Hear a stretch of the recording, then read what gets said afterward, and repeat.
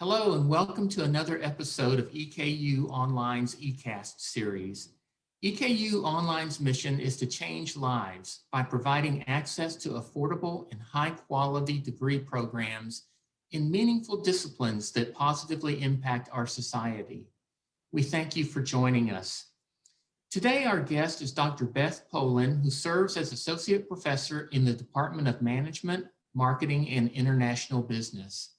Dr. Polin is an Associate Professor of Management at Eastern Kentucky University's School of Business. She joined the faculty after completing her undergraduate studies in economics at DePaul University and her doctorate work in labor and human resources at The Ohio State University. Dr. Polin teaches concepts specific to organizational behavior and human resource management at both the undergraduate and graduate levels. As an active researcher, her work in the areas of conflict management, leadership, empowerment, socialization, and pedagogy has been presented both nationally and internationally, as well as published in a number of academic journals, conference proceedings, and books. Beyond the research lab, she fulfills service roles to students and peers, especially enjoying her work as a faculty advocate at Eastern Kentucky University, and as an invited member of Kentucky's Council on Post-Secondary Education Faculty Advisory Network. Dr. Polin has been recognized for her accomplishments in teaching, research, and service, most recently being recognized by receipt of the Eastern Kentucky University's School of Business Rogow Excellence in Research and Scholarship Award. She maintains active memberships in the Academy of Management, Beta Gamma Sigma, and the Management and Organizational Behavior Teaching Society.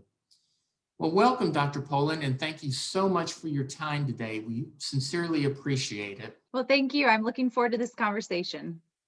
Well, let's begin our discussion today by speaking in broad terms. EKU's College of Business and Technology has a great reputation, and its reputation that continues to grow as more and more programs come online. We're reaching even a more diverse population.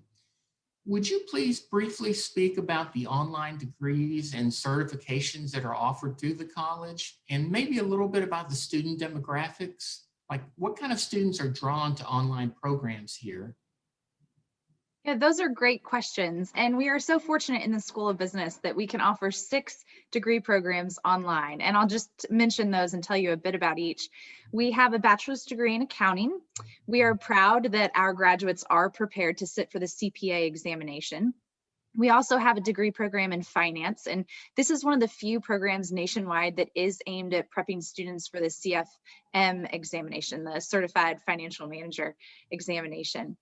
We also have a program in risk management and insurance. This is the only bachelor's level risk management and insurance degree program in Kentucky, so we're very proud of that. We also offer bachelor's degrees in management, another one in marketing, and yet another one, the 6th one, is in business administration. 5 of those, the accounting, the finance, the risk management and insurance, the management and marketing, those are specific programs that are a bit more focused on a particular area or a particular function of business. The business administration is a great degree if you're unsure which of those you'd like to go into. We have some students who come in and they say, I know I want to work in marketing research and analytics. So we would guide them to the marketing program. But if you know that you want to get a degree in business, you're just not sure which of those areas and you kind of want a taste of everything, then business administration is an excellent degree to get. What really sets our program apart from most is the fact that we are an accredited program. We are accredited by AACSB, that's the Association to Advance Collegiate Schools of Business. This is an international accreditation that we hold. Only 5% of business schools in the world have this accreditation. We are so proud of this, and that just ensures that our programs truly are top quality. You are not going to find a better business program that has more dedicated faculty, that has faculty that are more up to date on their research and up to date in their disciplines. Students are really fortunate to get to learn from our faculty. You mentioned the demographic of students. The wonderful thing about our business students is they come from a variety of backgrounds. We do tend to see more non-traditional students in our online programs, students that have heavy commitments outside of school. Perhaps they have full-time jobs. They might have a family, they might have kids, they might have elderly parents that they're taking care of. They might have large commitments within their communities. And online learning is designed for those sorts of students because it's so flexible. You can work at your own pace. You can take a lot of classes and get through the program quickly. You can take fewer classes at any given time and take your time so you can maintain your other responsibilities. So the flexibility is a wonderful thing about the online programs. And then particularly for our business programs, that AACSB accreditation is noteworthy. Wow, that's very impressive. Well, tell us a little bit, Dr. Polin, about your particular department, Management, Marketing, and International Business, sometimes referred to as MMIB. Those seem to be three very broad areas, yet they're combined into one department. What specific degree programs are offered online through those departments? Yeah, it's a good question to understand the structure of the School of Business. So three of the degree programs that I mentioned, the accounting, the finance, the risk management, and insurance, those programs are focused more on how we can use quantitative methods and quantitative tools to advance our decision making in organizations. The other three areas which make up the department, my department, the one that you just mentioned, management, marketing, and international business, those are focused more on people. It's the people side. When we talk about people, we really mean two different things. One, we might mean the employees within the organization. So how do we lead our employees? How do we motivate them? How do we design teams? How do we manage projects? It's also, though, about the customer. And that's really where marketing comes in. How can we identify a demographic we would like to market to? There's a lot of marketing research, a lot of marketing analytics that goes into that. So how can we take a product and make sure it gets into the hands of the person that we know can use that product? So it's really this people focus that binds together management, marketing, and international business. Okay, very good. That's very helpful to understand. As you counsel and advise students, where do you see many of them working after graduation? I mean, in other words, what kind of jobs can a graduate expect to land with the degree that he or she earns from MMIB? Yes, of course, students want to make sure that they can get a job when they graduate. That's a big part of the goal. I can give you the traditional answer, and the traditional answer is we graduate financial analysts, we graduate accountants, we graduate sales reps, district managers, students who can go into marketing departments and be successful, students that can go work for insurance companies and be successful. There are so many specific job titles that I could list for you. Instead of going that route, though, I'd love to relax your thinking on business just a bit. All businesses, more broadly speaking, are organizations. And all organizations have to maintain budgets. They have to hire employees. They have to brand themselves to consumers. They have to understand the risks that they take on. They have to understand financial markets. They have to understand supply chain. It does not matter if you are a for-profit business like Walmart or Amazon, or if you are a school or a government entity or a hospital or a church. All of those entities are still organizations. The reason I like to present it this way is because with a business degree, you can literally go and work anywhere. You can go and work in a church. You can go and work in a school. You can go and work for Walmart. You can work for the Fortune 500 company. Everything is an organization. And so everything that we teach in the school of business and in our programs is relevant to any career that you'd like to pursue. Wow, that's really amazing. I had never thought of business in those terms, but you're exactly right. Maybe I'll come back and get a degree in business. I hope you do. Well, Dr. Polin, you're recognized as an extremely effective online instructor. Your Management 301 class is very well received. I noticed that you have something called a video board rather than a discussion board in that course. Please tell us a little bit about that. And would you also tell our listeners about some of the other elements you use to leverage and engage students and to really give them a meaningful and rich learning experience?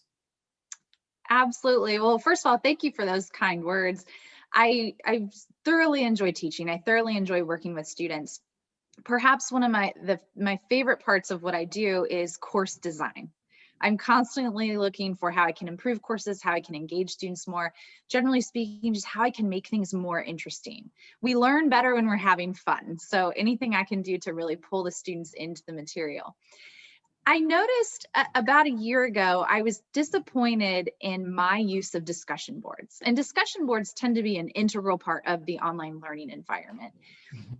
And no matter what assignment I gave with my discussion boards, I felt like I was failing at really bringing my students in. Usually I would have some question about the reading or a case that we were looking at, and students would write a paragraph and they'd submit it. And it was never what I really wanted it to be. Simultaneously, I recognized in my online students that although we were in all different parts of the country, actually, I can expand that out and say all different parts of the world. I've had students taking my online courses from other countries as well. Even though we're in this online environment, students still, they still seek this social connection. They still want to have a social presence in their online learning environment. These two things drove me to completely redesign how I use discussion boards, and I title them now video boards.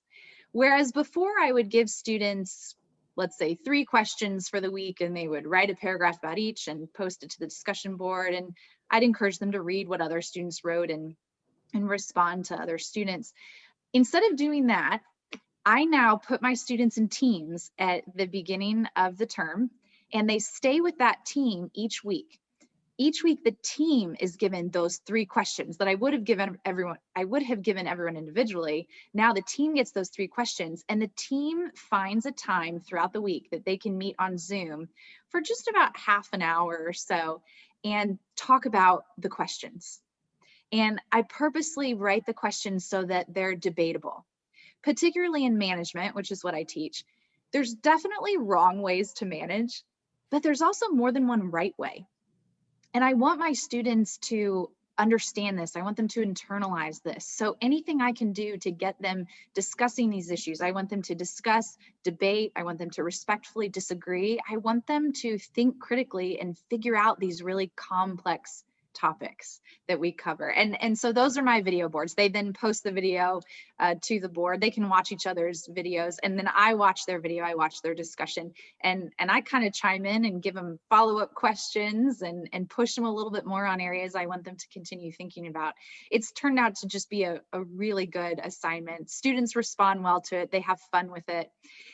Aside from that, in my courses, I do a lot of active learning. I like to be dynamic in the classroom, especially in my online and learning environments. So we do a lot of simulations, we do a lot of cases, we do a lot of role plays. It's anything I can do to best prepare students to be meaningful contributors to their organizations someday.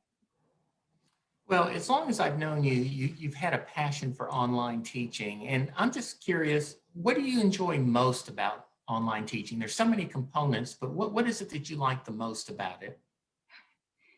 You're right. There are so many components. It's difficult to pinpoint just one. Uh, I think it's the variety of students that we get in the online learning environment. I mentioned earlier that the students we see in the School of Business online programs tend to be more non-traditional students. Mhm. And because of their non-traditional status, they often come into the class with some work experience. We have students that come in that have been working for 3 years or 5 years. We also have students that come in that have been working for 20 years. We have students that are executives in their organizations and clearly leaders.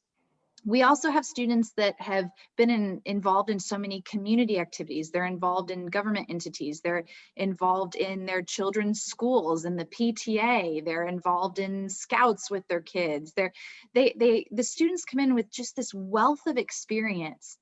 And you really see that in their assignments. They're able to take these models and theories and terms that we learn, and they can say, I understand why this is so important. I remember a time when I was at work, et cetera, et cetera. And then they can make those connections. And that's really meaningful for me as an instructor. But not only do they come in the door with a variety of these experiences, they also have a variety of futures ahead of them.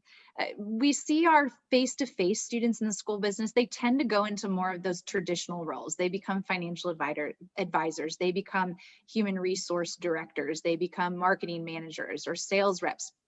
But because our online students already have usually some career in mind, they have more of a career under their belt when they walk in, we just see the careers that they take on after the program. It just varies so much more. We have students that go on to become airline pilots. We have students that go on to become fashion designers. We have students that go and work in healthcare. So just the variety in general of where students come from and where they're going is really rewarding, and it enhances the classroom experience for me as a teacher and for other students in the class. Very good. I'd like to segue now into the society as a whole, moving out of academia out into what we would call the real world. This last year has been an interesting one, to say the least. Restaurants, bars, shops, all but the very essential seem to have been closed down, at least during some point of this pandemic. And I'm just curious, from your perspective, what impact have you seen this have on our economy? And do you think there'll be a rippling effect in the upcoming years from what's happened in 2020? The key word in your question is rippling. So if it's okay, I'm going to kind of jump on that part of your question. We have to keep in mind that what we see during this pandemic is only about 10 or 20% of what's actually going on in terms of the economy and markets and businesses. And I'll give you an example. We might see a furniture store close, and we think that's it. We think, oh, I'm disappointed. I can't buy my tables and chairs from that place anymore. We probably sympathize with those employees who have lost their jobs, but then that's about it. And we don't realize that there's so much more that's happening behind the scenes. So let me kind of show you this rippling effect with this example. That where the store was located, that store, that physical building is now vacant, and a landlord might have trouble filling it. There's an insurance company who has lost a client. There's a marketing research firm who designed advertising for that store and now lost them as a client. It's a bank who lost the accounts of that store. Think about the suppliers, the manufacturers, the distributors who lost a client. In other words, think of the lumberyard that supplied the wood, the manufacturer who built the table, the trucking company who delivered the table to the store or to the person who bought the table from the store. Go back just for a moment to those store employees who lost their jobs. With less income, they will buy less, which means they'll participate in economic exchange less, which then ultimately can increase prices. All of this is so interconnected. And we don't think about all those behind the scenes things when we see the closing sign go up on the front door and we realize that the doors are locked. Understanding business, earning a degree in business, it teaches you to see behind the scenes, to be able to see the additional 80% of what most people don't realize is going on. Now, the good news is that all sounded so pessimistic.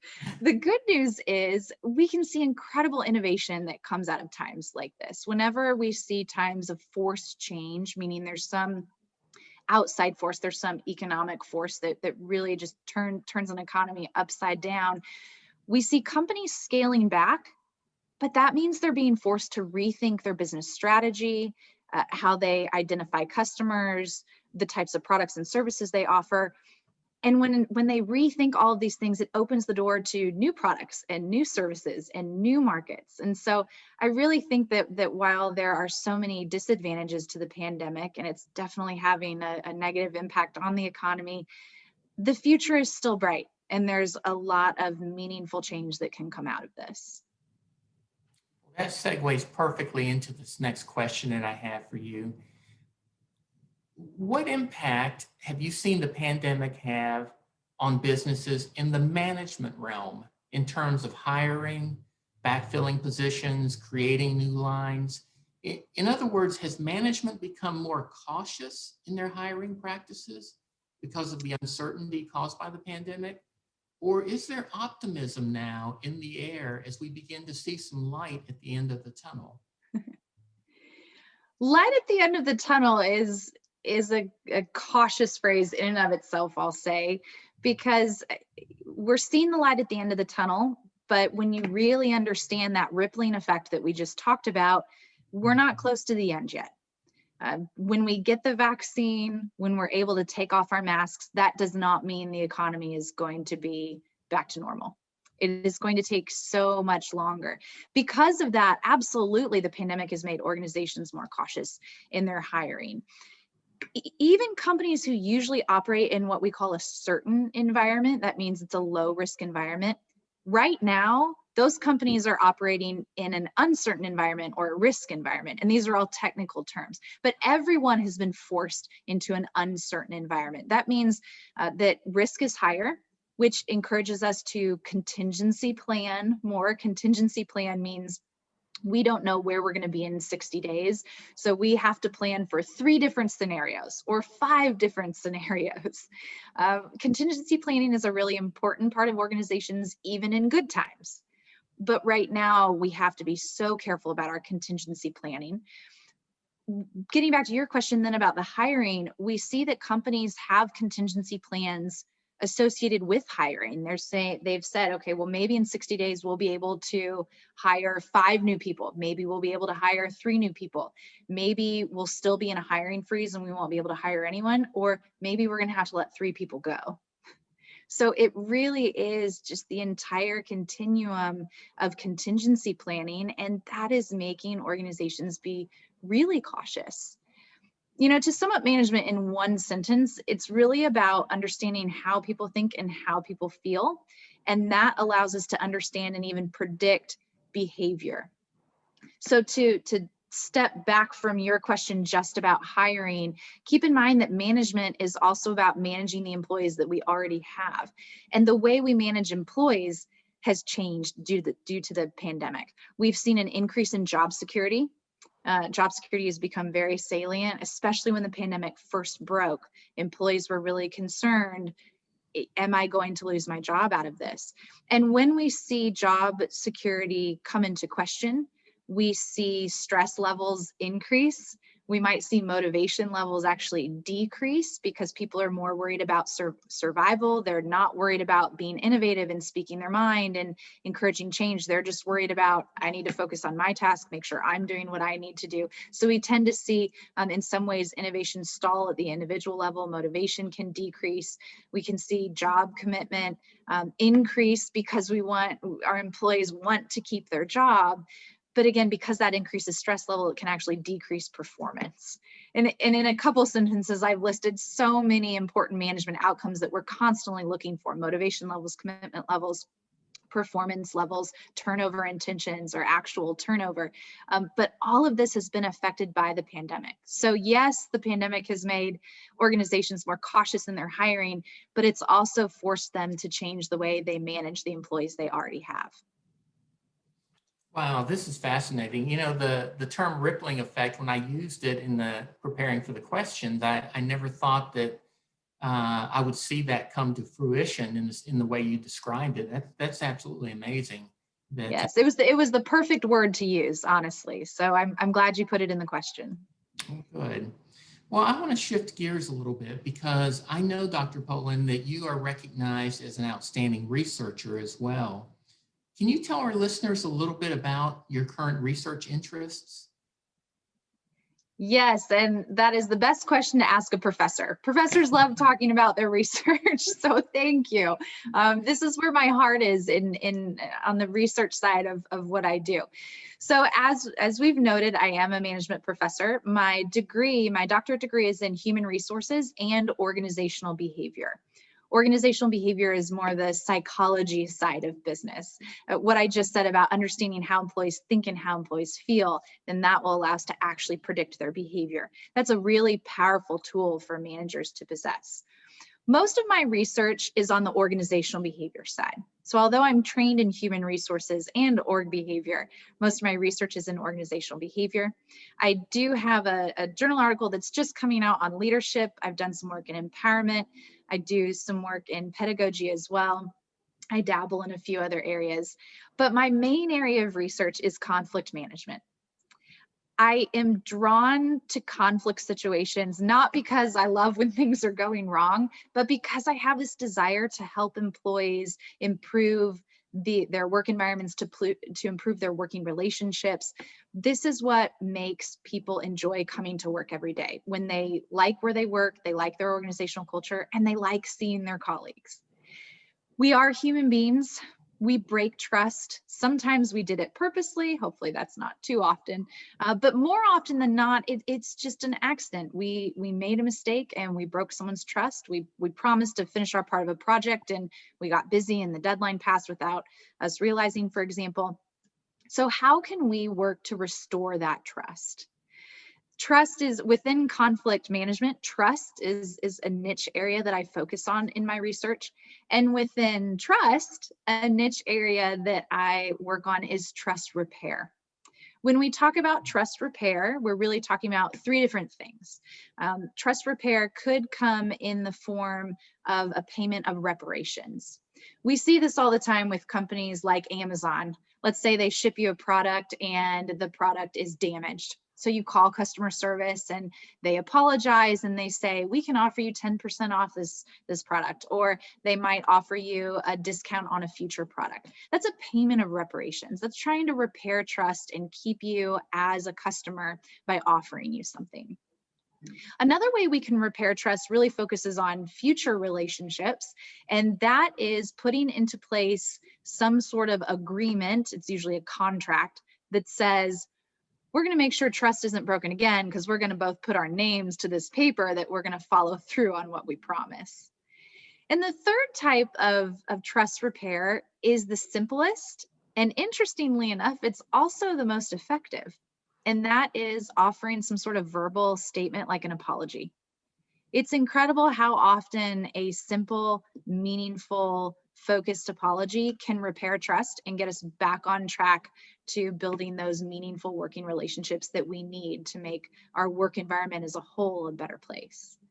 So in a nutshell, that is what I do when I'm not engaged in teaching, when I'm not engaged in service endeavors. You can find me working on my research. Wow, you have a very busy life. And that Yes. really segues into this next question. Would you tell our listeners a little bit about what your personal interests are and what is it you like to do in your spare time? Sure, spare time, what is that?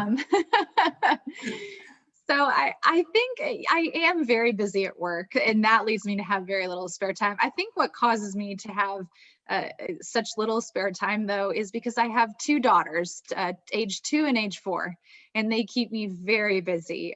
They are absolutely delightful. We have all sorts of fun times playing with them and reading with them. After they go to bed at night, if I have any spare time, then a couple things. The first is I absolutely love to read. I always have to have a good book open. That also means I always have good book recommendations. So if you're ever in the mood for a new book, just let me know. I can tell you some good ones. And when I'm not reading, I love to bake. I like to cook, I like to try new recipes, but I really love to bake. So anytime I can get my hands on just a really good new sweet recipe, then that is what I'm going to try. My family loves that part of my spare time. Well, very good. Well, as we wrap up here, Dr. Polin, is there anything else you'd like to share that we didn't cover with our listeners? We have covered so much in a short amount of time. I will just reiterate that no matter what you are looking to do, a business degree will help. I've already talked about how everything is an organization. The skills that you gain in a business program are skills that can be used anywhere. They're such transferable skills that makes them very valuable. We teach decision making, we teach leadership, we teach team design, we teach how to advertise to customers, how to persuade and influence customers, how to understand the financial side of an organization. Every organization has a budget that they have to abide by, and understanding markets and how you fit into a market. All of these are skills that you need no matter what you do. So if you're thinking about coming into the online program, if you know exactly what you want to do, fantastic. If you're a little unsure, then consider business. There is something here for you. And even if you know you want to do business, you're just not sure what area of business, consider that business administration degree, because that's a general business degree that's great for people who are just a little undecided. And finally, I'll say that a business degree pairs well with any other degree. So if you know you want to get a degree in science or nursing or justice and safety, go on and get that degree and pair it with a business degree, and that'll make you very marketable when you go to look for a job. Well, thank you so much for your time, Dr. Polin. It's been a real pleasure speaking with you and getting to know you a little bit better. And it's really interesting learning more about the MMIB program here at EKU. And I just, on behalf of the eCampus department, we just want to thank you for your time. Well, thank you. It's been a good conversation.